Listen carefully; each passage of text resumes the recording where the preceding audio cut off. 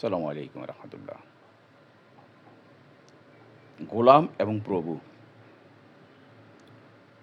প্রভু যদি গায়েবী থাকে, আমি গোলামগি করব কার? তাই নয় কি?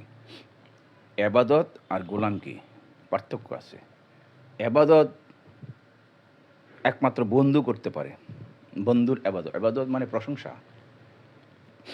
এবাদত মানে প্রশংসা, আর গোলামকি মানে হুকুম পালন করা এবং তার সেবা করা, যার যত্ন নেওয়া, সেটাই গোলামকি।